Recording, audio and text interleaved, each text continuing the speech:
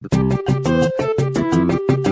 you think Agile/Scrum is beneficial for software delivery? What are the pros and cons of sprints and daily stand-ups in your experience coming from old-school non-agile financial world focused on bottom line? I was in a bit of a shock learning about this daily stand-up ritual.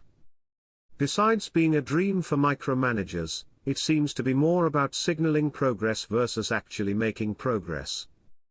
Do these extra bureaucracy layers, meetings, checkmarks and vague man-points estimates actually bring any value?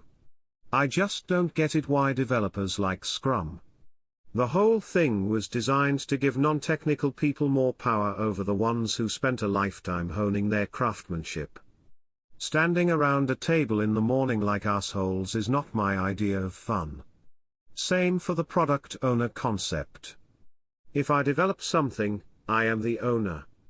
I generally hate being micromanaged, and being assigned microtasks that gives them total control over my workday while I have no idea what they are doing the whole day. Scrum was the reason why I left my last company, and I'm much happier now in my new company, where we do not have any process at all, just a common goal. Instead of stand-ups, the team gathers for a coffee in the morning. If I want to spend 3 days learning a new framework that might do the product good, nobody cares. The only thing that counts is the end result. That means we are beating the product into submission until it's good, even if it means rewriting the thing 3 times and missing deadlines. So no more Scrum for me. Never.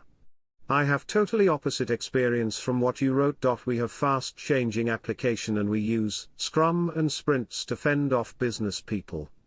Because one day they want one thing, next day 10 things more. With sprint I can tell them to go away and make priorities because team is not capable of handling those 10 more tasks.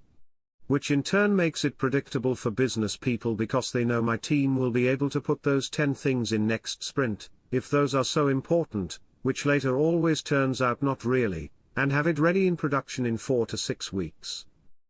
With product owner and refinement meetings I don't have business/sales people coming to me with stupid ideas and trying to force me to implement something. They have to put more work in it so that I get structured stream of work. Of course it is not always perfect, but better than random sales hitting you with something by your desk. What is important? I have my team burn down rate, which helps to communicate it clearly and they cannot argue with the number. Other important part is that estimations are done by dev team, and I think important part is that our management is not arguing with the estimations. They show trust in developers and are not trying to push down estimations or improve burn down. So in my view my team has more power over the process, not the managers. What managers/sales get from it is clear information they can use in their work. Unfortunately I don't think it is the case for much companies.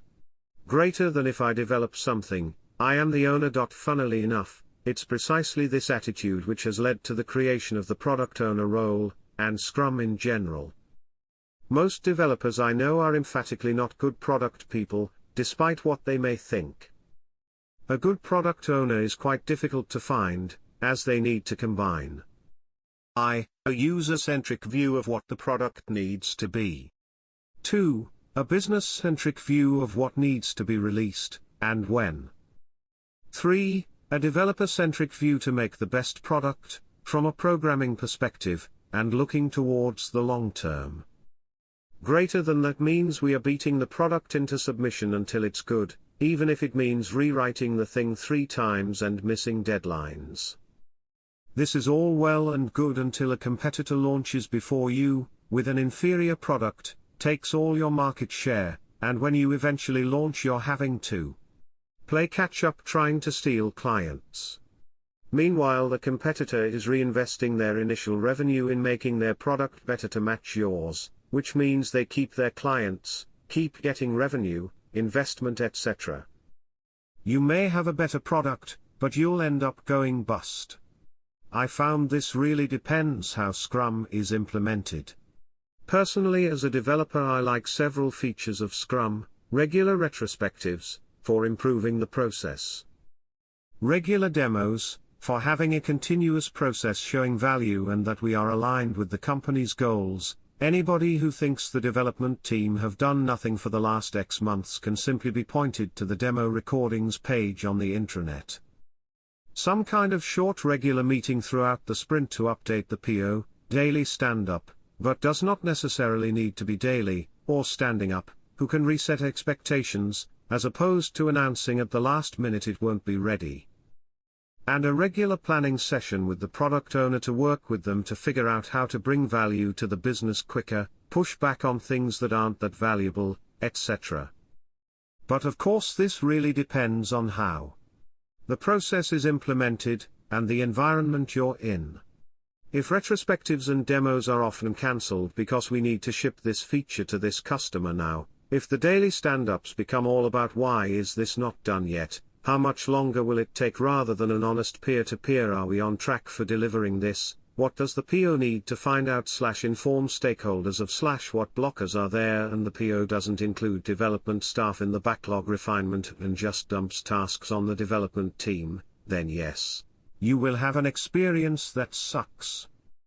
So as a developer, I like doing Scrum when it is implemented in a way that the dev team and PO are viewed as peers and we don't skip any of the meetings. And I hate doing Scrum when it's essentially just being given a load of tasks that I have no say over, no retrospective to improve things, etc. YMMV. Depending greatly on the setup / environment you are working in, I think edit for formatting. Greater than the whole thing was designed to give non-technical people more power over the ones who spent a lifetime honing their craftsmanship. Standing around a table in the morning like assholes is not my idea of fun. The morning stand-up works great when it's all technical people. Keeps the team up to date with each other's progress and cuts down on I spent 3 weeks being stuck problems. Here's what I'm doing, and what I'm doing next, here's what I need a little help on. When management get involved and the meeting starts with Jira thrown up on the screen, sure, then it's terrible. Greater than if I want to spend 3 days learning a new framework that might do the product good, nobody cares. The only thing that counts is the end result. Here's the problem with that, not every schedule can take that 3-day lag, and someone has to make a decision about whether the product actually needs that new framework. Or if it's going to be good enough without. Maybe you're great at making those decisions, but I've seen many times when people end up going off down rabbit holes either just chasing something shiny, or through a sense of perfectionism that actually holds back release. Greater than the whole thing was designed to give non-technical people more power over the ones who spent a lifetime honing their craftsmanship. Interesting that it's never mentioned that Jeff Sutherland and Ken Schwaber, the creators of Scrum, both come from the military. In my experience, Scrum delays and systematizes everything and kills creativity. Kind of like the military. Hare, you are clearly doing it wrong. 1. Non-technical people outside do not get the power. On the contrary, it's the team that gets much more power. The team is in charge of doing the planning, etc. If the team says, we will deliver in 2 weeks, manager has no power to force them. Unless he says something like, okay, in that case I do not need it, and do this one instead, that will bring more money. 2. You do not have to stand for the daily. Some teams do it, so it involves a little bit of exercise. But you can just as well lean or sit with your coffee and casually share your progress. Like a kitchen talk. 3. Product owner does not own your code, you fool, you are the owner. Product owner commands the product. So if you implement a message queue, that's great, you can be proud. But was it really needed? Does it bring any money, stability, a value in general to the product? That is something that usually you cannot answer, because you are focused on the quality of the code and do not care about the bullshit numbers, right? But in case you do, you are aware of the whole situation, the market, all the customers, etc., and you engage in that part, then you are super senior team member, you are self-organized, and you actually do not need a product owner. That is like end goal for Scrum. To create such teams, with such great and senior team members. 4. Scrum does not prevent you from rewriting the code until it's perfect. Like, where did you get that twisted idea? Scrum even says that tech debt, bad code, needs refactoring, etc., is incredibly dangerous and should be avoided. Simply put, if you and/or people in your team and around are assholes that push just for the deadlines, and bureaucracy, and do not care about the quality, that is completely 100% on you/them, not on Scrum. Scrum tells you not to do it and gives you the power to resist people that are trying to force you to do it like that. Scrum encourages you to share the knowledge and work with others to produce better quality and make your day more easier, comfortable without micromanaging, etc. I came from the company that virtually invented Scrum, Easel Corp, Jeff Sutherland, showing my age now. I assure you, it wasn't invented to give non-technical people the power over developers. In fact, it was quite the opposite. It was created to help developers ensure that their lives could be validated in the time box of work that was required of them. No offense, but you need to probably work in a better Scrum environment. Sounds like you haven't experienced Scrum properly. I don't want to be that guy, but everything you're describing above is not a symptom of Scrum per se, but of a toxic working culture. Scrum does not suggest micromanagement or assigning tasks. The goal is for the team to be given a goal and work out what is needed to be done to achieve it. The team works together, no passing back and forth. As for the PO being a they, that's something that needs to be addressed. I'm not going to assume ill intent on your part, so let's assume this is again a symptom of a poorly performing team rather than you, or the PO, being unreasonable. But also bear in mind that the PO going off doing stuff is generally supposed to be all those things that get in the way of development, for example talking to stakeholders and customers, addressing prioritization problems and trying to prevent the team being overwhelmed with too many goals at the same time. I'm definitely not saying that micromanagement doesn't happen, but I'm saying that you could take your new company's approach, no processes, just let the devs do anything, to the old company and you would have many more problems. It all, as ever, boils down to working culture and practices, and a company that is agile in name only. You can't fix that by splitting things into 2 week chunks and making people talk to each other once a day. One thing I've learned over a long career in software is that a bad process that is followed precisely with top-to-bottom buy-in will always outperform the best process with lots of exceptions and lukewarm buy-in. If you want something like Scrum or Agile to work, you must have technical project managers that are independent and, quite frankly, they need to be assholes holding both the tech side and the business side equally accountable. I see what you mean, and perhaps many/most stand-ups feel pedantic. But more generally, even in the total absence of managers and non-techies, communication is a good thing. Teams, not individuals, create great projects. Ad hoc calms are great, but catching up with other technical folk, casually over coffee daily for a couple mins, not more, seems like a good idea. Perhaps it's more the pedantic _format or feel of most stand-ups that are what's terrible. I see the product owner role the most critical for the success of Scrum in general. This is for POs, simple yet not given properties, vision about the product, vision of success, and the ability to express this. Everybody else in Scrum is dependent on the PO's abilities. One can train to improve the expression and prioritization skills, but it's very hard to train to develop or, even to appropriate, a vision about the product and the success. This becomes even more acute in corporate environment. Most PO are recast from former project or product managers, who by definitions are managers, not visionaries, nor intended customers of the product. As a result, that critical element, the product vision, simply cannot be shared. It's just another quarterly goal in disguise, the stonk must up. So the Corpo Scrum has a greater chance to devolve into shared lack of vision and collaboration theater. One could paraphrase, show me your PO, and I will tell what your Scrum is. I really haven't experienced this sentiment. It sounds like you had a bad experience. Scrum can be amazing depending on who is implementing it. Even 7 years ago at AWS, micromanagement wasn't and couldn't afford to be a thing, yet we were most definitely a Scrum team. It was what held us together despite the lack of management. Yeah, there would be arguments between PMs and devs, but that is healthy, and most often the PMs lost said arguments.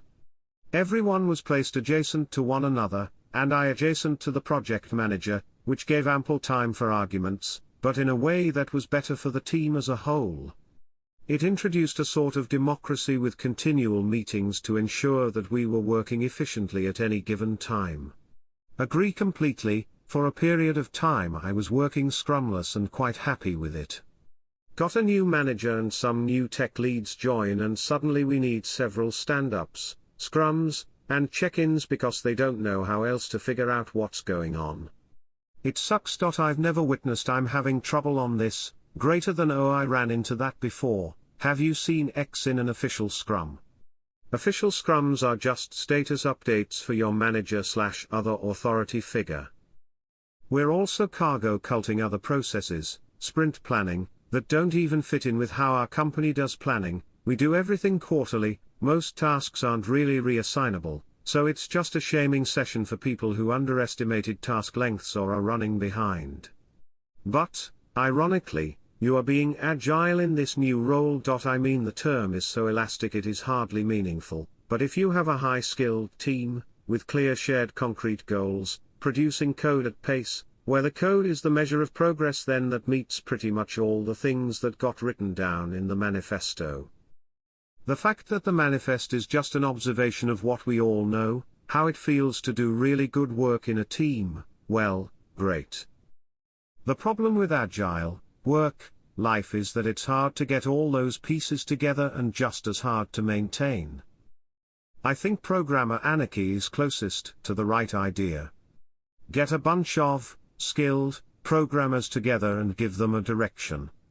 But it is called anarchy to emphasize the idea you cannot have non-programmers in charge, or an organizational hierarchy getting in the way.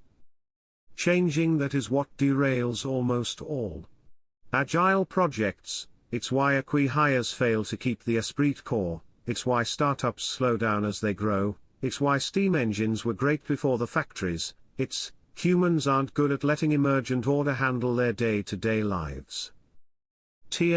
Doctor, it's not Agile or Scrum. It's us, it's the difficulty of organizing humans, it's the constant fight against entropy, it's scale and centralized planning versus letting the market decide. We should all probably live and work under the Dunbar number, and allow markets to find where value is created. I see ledgers as enabling that. The supply chain will set us free.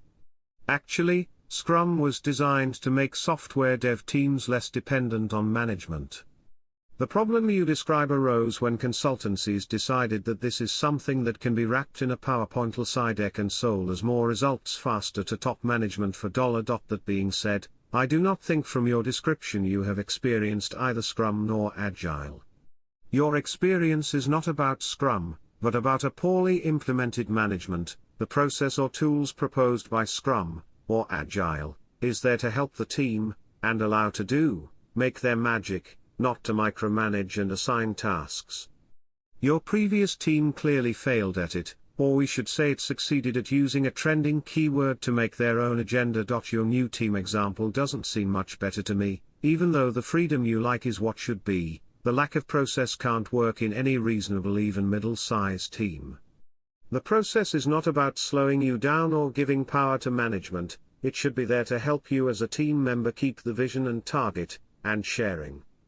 How would you know how to collaborate with others on the team if you don't have any way to know what they are doing, or how would you improve your creativity if you don't have any feedback on what you are doing? I think the goal of Scrum is exactly what you are striving for, to only have the end result count. If you can achieve this without a process, that's great. However, that puts a big responsibility on the developer. You need to weigh development effort against business benefits and really try to understand the customer. If you are up for it and capable of it, that's great, then you don't need Scrum or any framework. You are then the owner, period. However, in my experience, most developers do not really care about the business side of things. Also, their expertise is often not in prioritizing development efforts to maximize business value.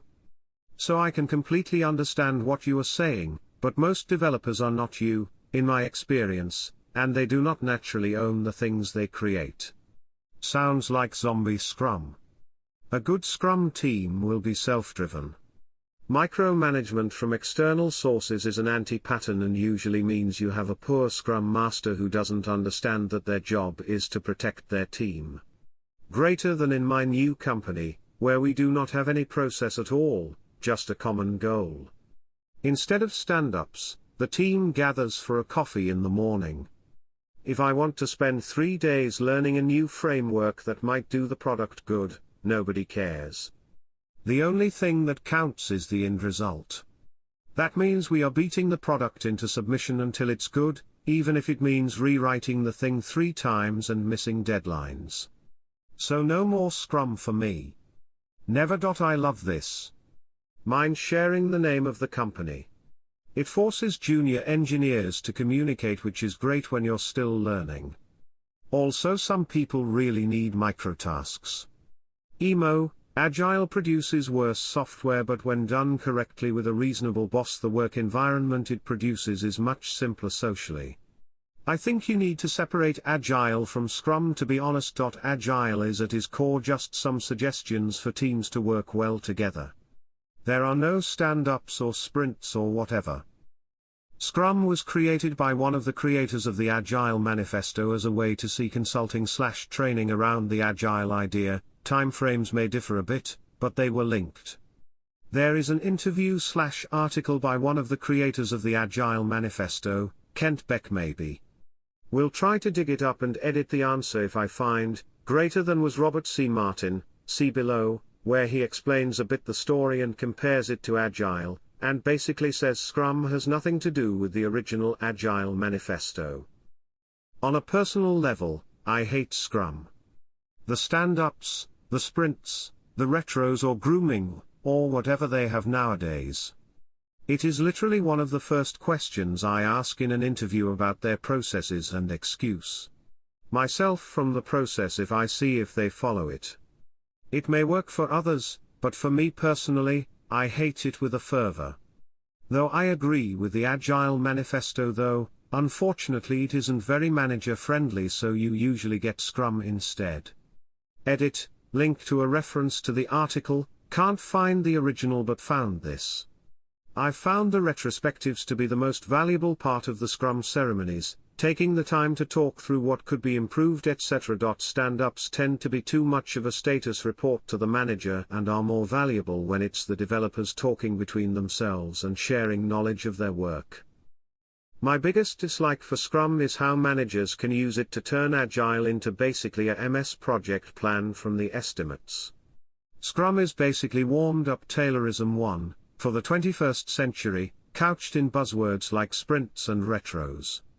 It's an attempt to make software development an industrial process, stripping developers of autonomy and creativity in return for predictability. Certain managers like it because it generates metrics, even though the metrics are meaningless. Drivel: we completed 20 story points this sprint, because they like to be data-driven. 1. Greater than Scrum was created by one of the creators of the Agile Manifesto as a way to see consulting/training around the Agile idea. Timeframes may differ a bit, but they were linked. Scrum was actually created by 2 Japanese dudes, Zero, and was for the manufacturing industry. Zero? Are you totally anti-process? If not, which process do you find more palatable than Scrum? Your comment is eye-opening for me because I don't know that I'd find a job if I decided Scrum was a deal-breaker. What kind of projects or companies do you target that don't have some flavor of Scrum? I've always felt Scrum adds value for new teams who haven't worked together or on greenfield projects in a space the team hasn't worked before. That's when the stand-ups identity impediments. That's when retrospectives uncover process or people issues. Once the team hits a stride, it's time for the training wheels to come off, and then it's just a Kanban board. When the manifesto came out, I thought it was a great idea, as I recall. But now I can't recall what was in it. Something about people, not popcorn. Or was that the cathedral and the bazaar? You can say we should separate Agile from Scrum, but Scrum basically is Agile today, and Kanban, modulo the odd free thinking, practically self-managed shop. Agile comes in via consultant after a shop declares itself on a burning platform. What it's become, emo, is work about work. I hated it. The only contact I have with it now is when my manager has to hang up the phone because she has to go to the stand-up of other managers. I drive a truck. Greater than Agile is at its core just some suggestions for teams to work well together. I don't think that's right. Agile is a way to manage projects as an alternative to waterfall. The communication stuff on top of that might work well with it, but that's all to do with how you run your Agile process. Agile itself is just about the order you do stuff. Imagine that for your project, there are 3 features that are needed. Each feature needs designing, implementing and validating, testing it works. You end up with this grid of all the work that needs doing. F1, F2, F3. DESI. Impl. Varley. In Waterfall, you progress through this grid top to bottom. You design all the features, then you implement all the features, and then you validate all the features. In Agile, you progress through the grid left to right. First you work on feature 1, doing design, implementation and validation, and only then do you move on to feature 2, then feature 3. The reasons for doing this are many and varied. The obvious ones being that in Waterfall you don't have anything useful until everything is done, whereas in Agile at least you have F1 fully done a third of the way through. This also means that you can decide that F3 is more important than F2, and then later that F4, which you'd never heard of, is needed when F2 isn't, and you can decide this as you go along. This bare concept of Agile is almost always what you want to do, particularly for software projects. The concepts of backlogs, sprints etc. are all the process that has built up to make this work in real life. Approaches such as Scrum have then built on top of that, giving a whole lot of extra practices about how teams should work. A lot of that is variable in usefulness and how well it is used. You don't want to get away from the underlying value of the Agile process though. Greater than Scrum was created by one of the creators of the Agile Manifesto. I can't wrap my head around this. The first item of the Agile Manifesto literally says, individuals and interactions over processes and tools. I don't have much interview experience, so I am wondering how you do this. It is literally one of the first questions I ask in an interview about their processes and excuse myself from the process if I see if they follow it. Do you abruptly cut the interview short, or do you just make a mental note and continue? In terms of stand-ups and such, it really depends on how well they are done. Typically, they just become another box to check. This task is underway, blah, blah. And everyone tunes out. I've seen them done well, and usually because they are focused on prioritization. Is this still important? No. Stop doing it. I personally wouldn't work at a place that didn't do it. Scrum ceremonies are there to get alignment. If you don't do them, you end up working on the wrong things. If these meetings take up more than 1 to 2 hours a week, then you're doing it wrong. Agile/Scrum is not about software development.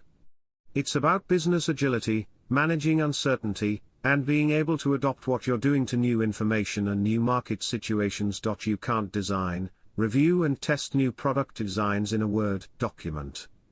You need to be able to iterate, learn, adopt. PDCA, plan, do, check, act. Scrum is just a framework that implements this. Main benefit for the business is that you don't have long periods where you can't change where you're going. And if you change your mind, you don't want to have to throw away a lot of useless investment. So you only plan short sprints, you deliver quickly, generate ROI, and improve your plan where you're heading. Just a way to manage uncertainty. The Scrum-specific ceremonies are supposed to be a starting point for a team. The point of retros is to adapt your process to the team's needs as you go. So if your experience of stand-ups, plannings, retros etc. is bad, it is by definition because they were doing bullshit Scrum and not adapting. Scrum and all Agile processes are owned by the development team, including the PO.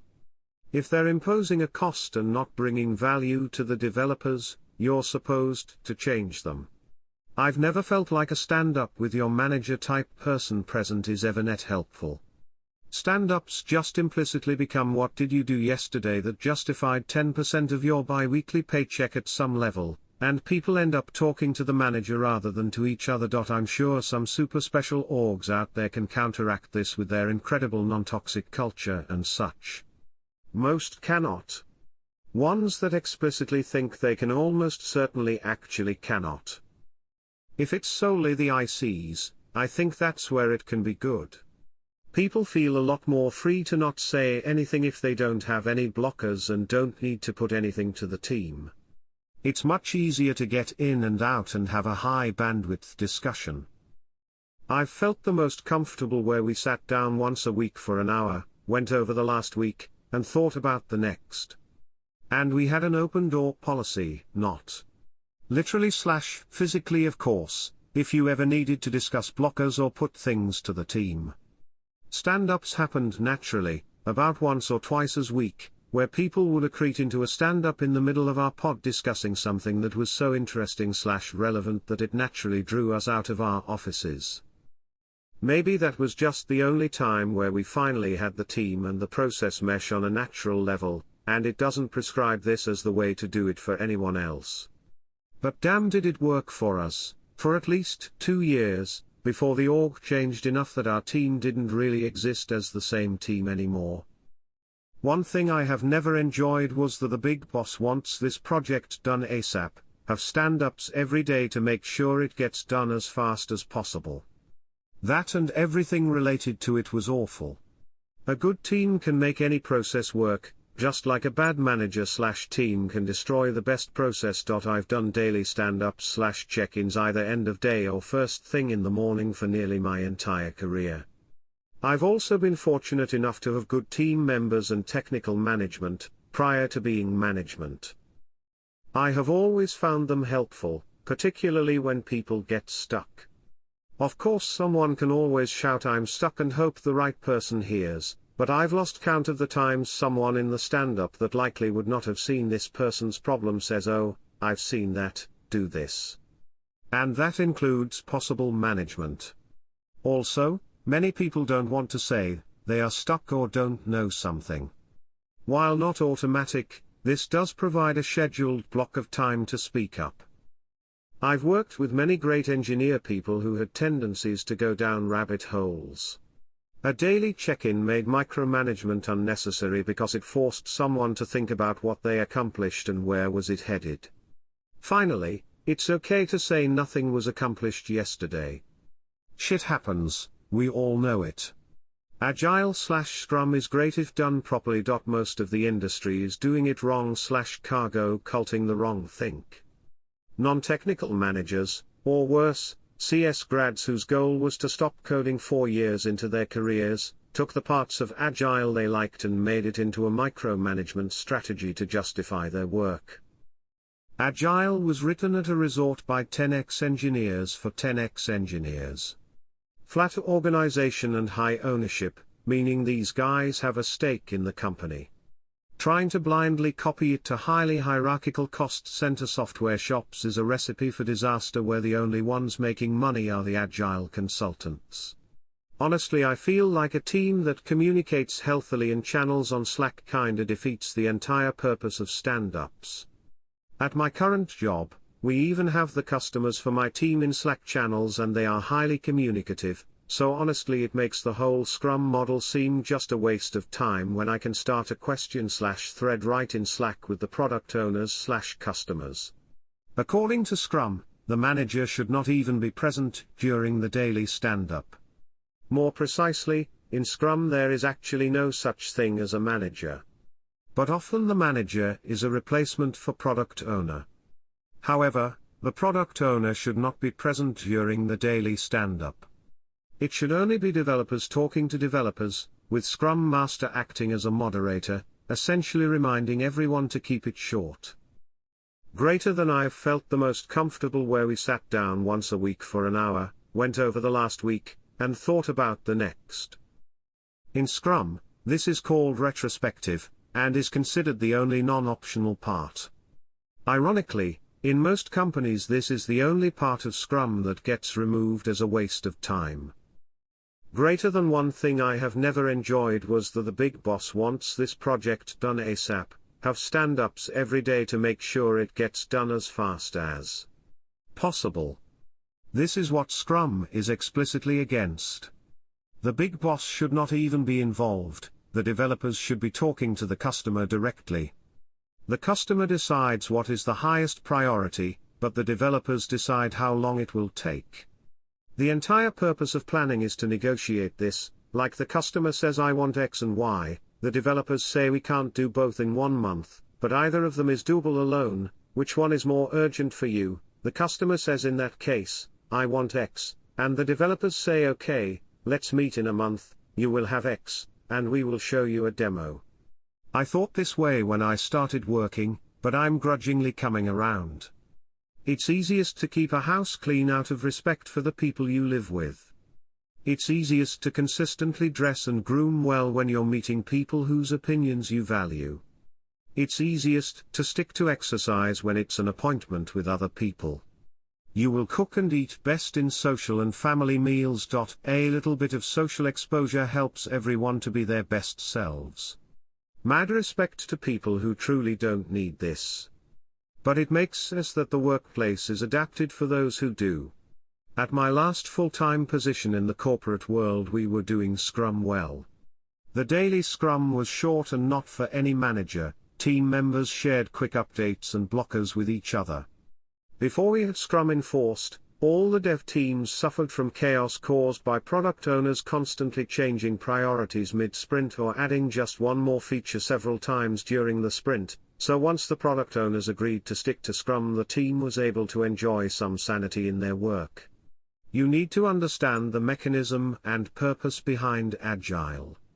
If you don't, then it is just a cargo cult thing.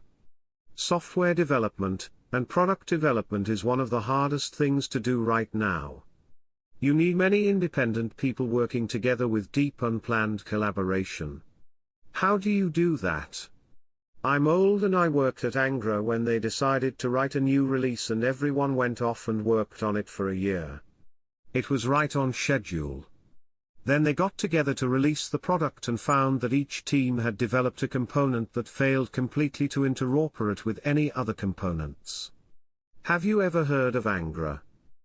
The key to their failure was that they never put the pieces together. So Agile is a bunch of techniques to let people work together on exceedingly complex projects. Calling it Agile is indeed just marketing. It is basically a messaging bus.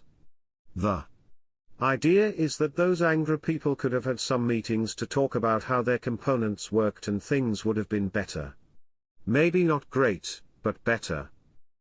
And if those people understood that their goal was to give others insight into how they were doing things, that would have been even better. But think about this, what if from the very first day they just ran the whole project with all the components? Even if all the functionality was stubbed out, at least they would know that it worked together. We do that now, or we should, continuous integration or whatever. I knew a person who was a great person and great programmer who had worked in the industry for 8 years. And not once had the product they worked been used by another person. Think of all that waste. So yeah, ignore Scrum and Agile and all that if you have something better. It's not a religion, it's just one. Way of working together. Smile? Greater than the key to their failure was that they never put the pieces together. So Agile is a bunch of techniques to let people work together. Never integrating the parts until the end has nothing to do with not having used Agile. It's just terrible engineering. Quality engineering work has been getting done for decades before the Agile cargo cult of daily status meetings, aka Agile. What's so funny to me is what you're describing, is the nightmare that's become Scrum as opposed to actual agility. Agile is about ditching managers, bureaucracy, and estimates in favor of empowering the team itself. Agility is just what it says, a philosophy of flexibility and adaptiveness. Hierarchies, heavy processes, etc. are by definition inflexible. They are not agile. You do not do agile. You are agile. You are agile because your company has a culture that is agile, and you cannot achieve that unless the company is structured to be flexible. I think actual agility is really a great way to build software efficiently. But unfortunately most programmers will only experience the cargo cult forced upon them by certified Scrum Masters. And this is just as bad, perhaps worse, than old-fashioned waterfall. More than anything, working in an agile environment is a very pleasant thing to do from a human standpoint. But most companies are incapable of the kind of equality and empowerment necessary to achieve agility, so they will force the terrible cargo cult version upon us. Couldn't agree more. Just quit my job of last 6 years the previous week. I really liked the team and the product. We had a very informal development process. We all agreed it was agile, but not through following any formal process, Scrum or such. We still had retros and dailies. Planning was done by managers explaining a feature they'd like us to do, and the team then doing the planning, design and implementation. More processes and, for example, recurring meetings were erected and torn down based on the team's actual needs alone. If someone wanted an estimate, we'd give it, but we were not doing continuous estimation just for the sake of estimation itself, like in Scrum. Felt like the process served us, rather than us serving a process. If you'd taken a look at the Agile Manifesto, we were ticking pretty much all the boxes. Then 1.5 years ago, company decided to roll out whole IT department-wide SAFe, which is basically Scrum but on a whole organization level, and hence even more bureaucratic and with one additional level of mega iterations added on top of Scrum's sprints. Suddenly, our team is assigned a Scrum Master, and we no longer even get to speak directly with the managers who previously negotiated new features with us. Instead, everything has to go through multiple levels of prioritization and broken telephones of new SAFe intermediaries. We started attending 2 to 3 new mandatory processes, recurring meetings, meaning time spent in inefficient boring meetings went up significantly. We had to also start a much more stringent ticketing system regime, including having to estimate all work. Despite multiple requests from Scrum Master and managers, nobody was ever able to explain why estimating absolutely everything, even when nobody had even asked for an estimate, helped with anything. It was seemingly taken as a religious thesis that it was just the right thing to do. Soon, the team was paralyzed. Even simple features became harder and harder to develop. Despite the massive effort spent on estimating even the most trivial of tasks, the big picture was forgotten about because larger feature-level ballpark estimates were no longer acceptable, and hence unimportant. On a company level, the business managers that previously talked directly to us just basically quit working with the IT department because the SAFe process was such a beast to contend.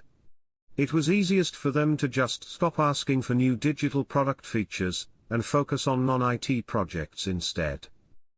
I know Scrum, SAFe proponents will say we were doing it wrong. It's always that way. Scrum consultants love to gloat when some metric improves. But if things go south, the org has only itself to blame for failing to correctly convert to their favorite flavor of true agile system. My experience was, however, seeing an Agile team, as expressed by the Agile Manifesto, turn into a Monty Python parody of Agile software development just by being forced to submit to these fake Agile-heavy processes and hierarchies. Greater than Agile is about ditching managers, bureaucracy, and estimates in favor of empowering the team itself. Scrum, as intended, not as actually done in most companies, is in essence a set of rules to prevent things from falling apart after you have ditched the managers. Know what you want to achieve during this month. Planning for longer time is unrealistic. Weekly planning is micromanagement. At the end of the month, make a demo of new features, make sure that all pieces fit together, and get feedback whether this is actually what the customer wanted. Reflect on what happened during this month and why. This is the moment to speak freely, complain, and propose changes. For example, this is the occasion when the developers could collectively decide to stop using Jira. Decide where to go during the next month, together with the customer decides what first. Developers decide how fast. Make sure your colleagues know what you do and whether you need help. This shouldn't take more than 3 minutes a day. If your sprints are weekly, you are doing it wrong. If you don't make a demo, you are doing it wrong. First, with continuous integration, deploying the demo should be trivial. Second, if you don't show the demo to the customer, who is giving you feedback on your progress? Nobody. Management. If you skip the retrospective, or if you don't feel free to speak openly during the retrospective, you are doing it wrong. If you don't have an idea what to do next, and what is important for the customer, you are doing it wrong. If management gives you deadline, you are doing it wrong. If your daily stand-up takes more than 3 minutes, you are doing it wrong. For anything that requires more time, you should arrange a separate meeting, for only the people involved, not the whole team. Note that the separate meeting could still be like 5 or 10 minutes long. So much for the dream. Now here is what actually happens. In your company, the managers have the power, and they are not going to fire themselves. So instead, they will impose on you some kind of management-driven pseudo-scrum, which looks like this. The sprints are short, because that gives the managers greater feeling of control. You don't talk to the actual customer, and the customer doesn't see your product before it is officially delivered. The managers acting as middlemen is how they justify their jobs. There is no retrospective, because this is the first and the last time in history when management decides that something is a waste of time. You have sprint planning, but you also have deadlines, so your choices are often limited to do X this sprint and Y next sprint, or do Y this sprint and X next sprint. The daily, instead of team members synchronizing with each other, becomes team members reporting to the manager. You get Jira, which is set up according to the manager's wishes. This is not a coincidence. The managers insist it needs to be done this way, because they want to protect their jobs. The same thing would happen with any other methodology. Greater than, but most companies are incapable of the kind of equality and empowerment necessary to achieve agility, so they will force the terrible cargo cult version upon us. I would argue that most companies cannot afford to give that kind of empowerment to most developers, especially if these companies rely heavily on masses of junior/inexperienced developers. So they figure a strong management layer is necessary to properly direct the project's goals. Now I'm not saying that's how it should be, but that's the reality of the software talent market today. Exactly? Notice, Scrum has no managers. There is no manager role in Scrum. Yet companies still have managers. Why? Makes no sense if you are really doing Scrum right. How many companies actually implemented Scrum and got rid of their managers?